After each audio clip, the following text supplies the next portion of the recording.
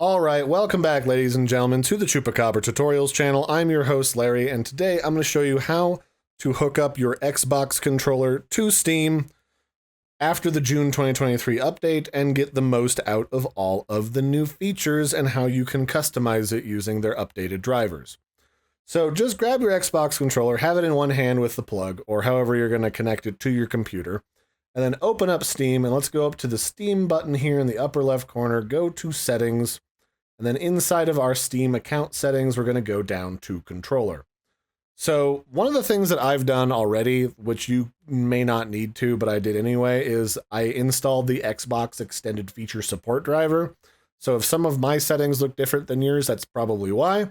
It's a 2-second install. It's already downloaded with Steam, but you got to install it, which will require a computer restart. So if you want to do that, pause the video, come back, and then you'll be able to follow along after that. So here's where you would do things like enable Steam input for Xbox controllers. So this would allow you to use some of Steam's more fancy features for using this on the platform. By default, you don't need to do any of this. You just plug in your Xbox controller and you're ready to play games. That's literally it. This controller's drivers are already built into Windows. You don't have to do a thing.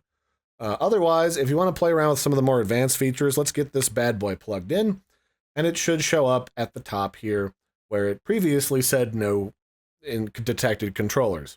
So I can do things here like I can enable the game rumble. If I enabled down here with a toggle the Nintendo Switch controllers, I could switch it so that the button layout on games or in interfaces is for the Nintendo Switch, which is nice. It also does that for PlayStation things as well. And one of the things I actually like is it detects that we've got an Xbox controller here, and if we click on Test Device, and we're not sure if this controller is any good, we can actually like screw around with all of the different buttons, and you can see if it shows up or not. This is also handy for telling you, like, if I'm not touching the controller, it shouldn't be registering any joystick motion. It'll also tell you if you've got some horrible stick drift going on. So that's kind of nice. You can see what this does, and you can even play around with what the inputs do. You can change what these do and all of that. Down here, you can also calibrate the controller if you want. You can go to joysticks and see how they're doing, and you can set the dead zone. So if you think that like there's a lot of motion going on, you can do the dead zone adjustments right here. Same with your right and left joysticks. This one's not quite as nice as the PlayStation controller because it'll just self-calibrate when you press a button. And then you can also change if the game rumble is functional as well.